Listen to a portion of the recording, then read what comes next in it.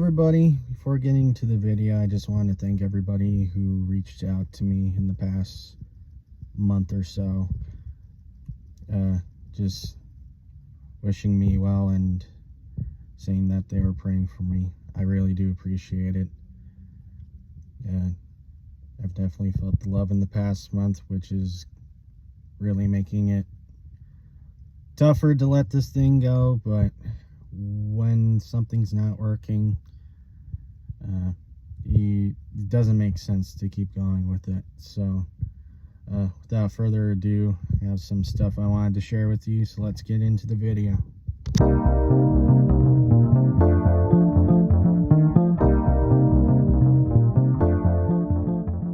Hello everybody, Michael Roy here, former owner and publisher of the Janesville Independent, reaching out. Haven't really put out an update in a while, so I figured now is a good time. I did promise a video was going to be out over a week ago, and surprise, surprise, it's taken me this long to get one out. Better late than never, I guess. So I've had a bit of a tough time making this video. I actually recorded a whole like 18-20 minutes of video that I was going to edit down, and I decided to re-record it, and it's been very difficult to let this thing go. The other thing is, I want to say what I want to say, but I don't want to spend too much time saying it. So I am going to segment this video into a couple different parts. I'll put timestamps down in the description below. And I think YouTube also has a thing where if you put down timestamps, you can just click right on the subject you want to hear about. So without further ado, I'll get right into it. So a little bit of mental health update. I'm doing a little better now. I'm definitely not as stressed, but to describe how much I miss this and how much this has hurt, I've been in 2 relationships my entire life, and granted, it's been many years since I've been in those relationships. The point is this: those 2 relationships hurt. This is I can't even compare. I don't know why I made the comparison, because it feels like I'm breaking up with nearly 200 people. Like, I had over 150 subscribers, so many more people following me on social media. My TikTok and Instagram was blowing up. Facebook, I almost had 1,000 followers. I was really gaining steam, and I'll say this about my mental health. All my life, I've been taught 2 things: be a good person and work hard. Now, the problem was my biological father. Like, he would always say to use my brain. What people usually interpret that to mean, using your brain, is try to think of ways to make things easier on yourself. At least that's probably the proper way of using your brain. The problem was, that's not what he meant by using my brain. It's work my brain overtime until I'm fried and can't do anymore. Give 110%. And while that might sound like a good method, it's not, especially when you have issues up here. And when you burn yourself out, you can't do much. You're done for a while. And overworking yourself, some people have literally killed themselves over it. And when I say that, I do mean like they work themselves into, heart issues. The other night, I watched an old episode of Kitchen Nightmares. It's Gordon Ramsay. And this guy, he was 62 years old in the program. And in the last 20 years that he was working, he had taken Christmas off twice, and out of the other 20 years, not a single day off. He claimed he worked 120 hours a week. He said he had 5 heart attacks, and when he had to take 6 days off, He had, I think, a quadruple bypass, and like 6 days later, he was back in the kitchen. I think the way the world is set up right now, it's not meant for men like that. I feel like a lot of people get taken advantage of, and my problem was I let myself get taken advantage of. At a certain point, when your life has gone the way it has, and it feels like nothing has gone your way, you have to wonder if you're the problem. And when I say that, a lot of people have put a negative connotation to that phrase. Saying that you're the problem is not saying that you're a bad person. When you say that you are the problem, there's probably something that you're doing that is preventing you from reaching your goal or improving your life. I let people take advantage of me to the point that when I decided to fight back, they were surprised and they were like, well, so much for you being a team player. And that was my problem. I always felt all my life I worked hard and felt like life was just beating me down, and every time I tried getting up and fighting back, it came back twice as hard. I would always stand up for myself when it was way too late. In my 7-ish years of being in the newspaper business, I put up with a lot of stuff.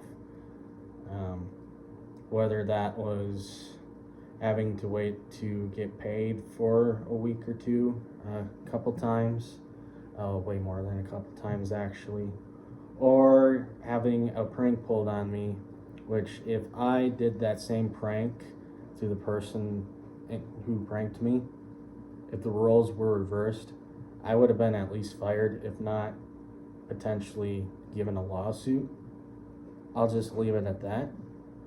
And I share this now I'm trying not to make this a negative thing, but my purpose in sharing that is I miss the part about where I get to share stories. That's what I've missed the most in the past month. I don't think there's been a week where I haven't really cried about it, to be honest.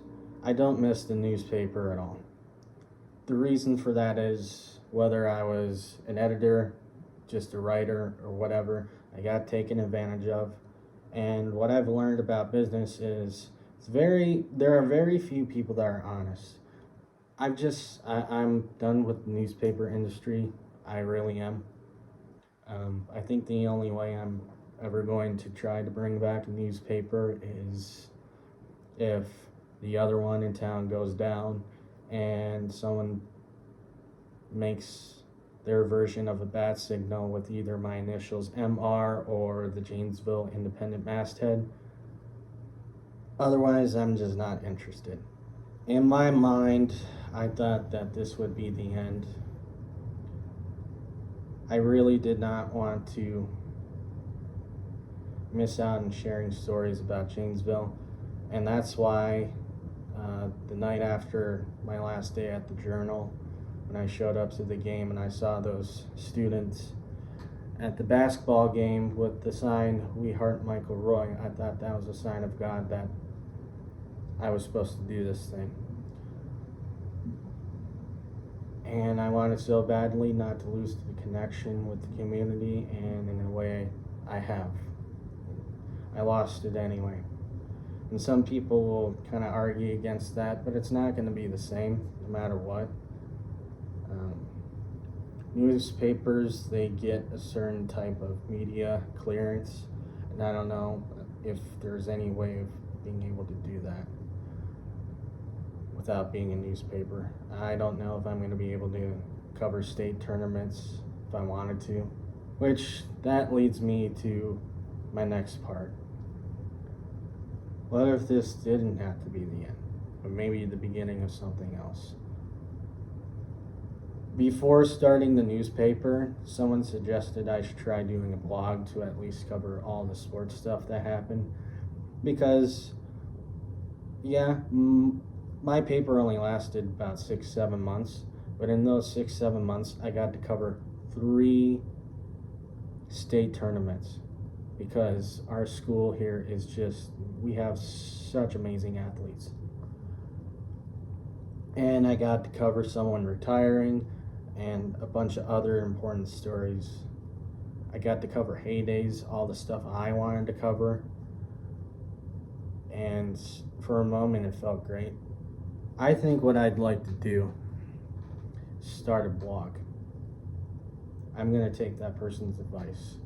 Now, the catch is this. I don't think I'm going to cover all Janesville stuff.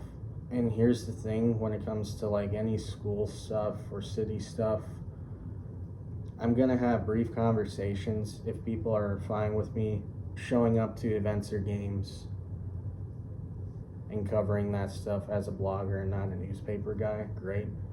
But if I run into any trouble, I'm just going to drop it. I'm at that point in my life where if people don't want to work with me at all, I'm not doing it. I'm not going to waste any more time working with people that don't want to work with me. I'm done. So I'm going to start a website. I'm thinking right now, my LLC name was Roy Productions. It wasn't Janesville Independent. So when I start this website, it will likely be called royproductions.com unless somehow that's taken. I'll be looking into domain names later and seeing what's available, and hopefully that's available. And I don't want to just cover Janesville stuff. There are a couple topics I want to go over. One kind of obscure one is malls. I'm really into 80s stuff, and it feels like malls have been part of 80s culture. I've just noticed over the years how malls have been kind of dying. Like the one in Mankato is still going strong, but the two anchor malls that used to be there, Sears and Herberger's, you wouldn't even know that they were there unless you drove around the outside. On the inside, it's all walled off. And Faribault, that one seems to be going strong, but I was there once on a Saturday and barely anyone was there. Everyone else was pretty much either at the Dollar Tree or the Walmart next door.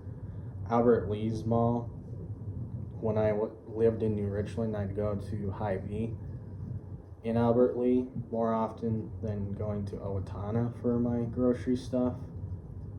It's just sad because I think I could count on two hands how many things are in that mall. And I got to say at least half of it, if not 3/4 of it, is just dead. There are literal like huge rooms just sitting empty. Another topic I would want to cover is data centers. Again, talking about Faribault, I think there was talk of a data center near there. Mountain Lake, which I think is like, it's close to the size of Janesville. I think it's in between the size of Janesville and New Richland. The council actually got huge pushback because I guess there wasn't much public comment. And that's kind of a theme with that. There's been rumors too floating around that there might be a data center trying to be built in Waseca too.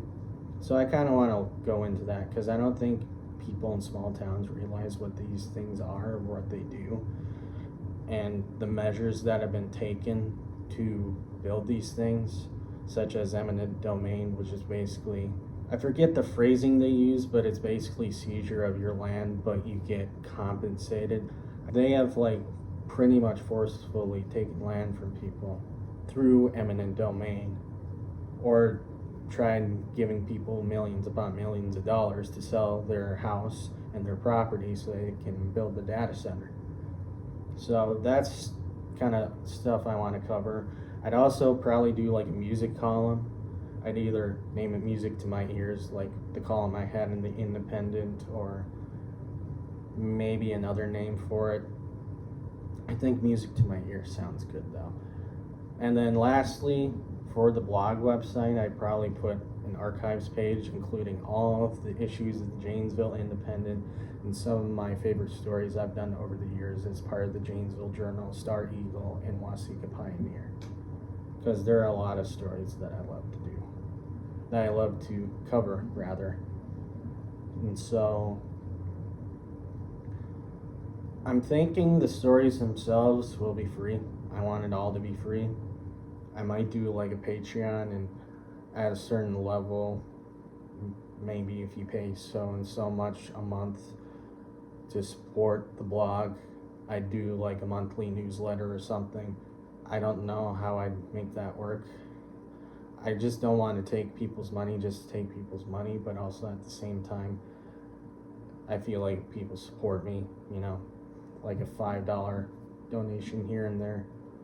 I'd like to give people that option. My purpose with this wouldn't be to make money. I'd like to maybe eventually make income doing things this way. Another thing I thought of too, putting a section with stories and novels. I have a couple novels I've written.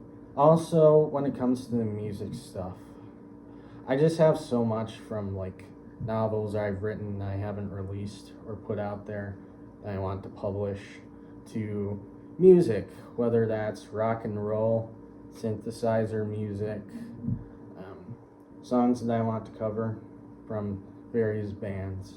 I actually even have a couple of pieces that I've composed for band and orchestra, a couple I've worked on for choir too, that I'd like to find a way to share and put out there.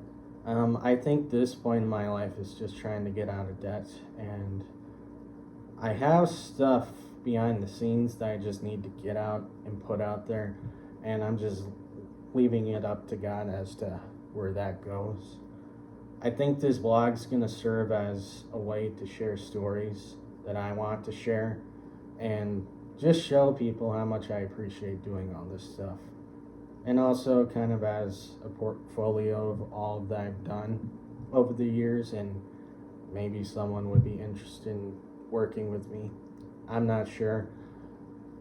It's basically, I'm at the point in my life where I don't want to waste it anymore, and what I have finished, I just want to get out there and see what happens. I'm gonna probably make some social media accounts for the blog too.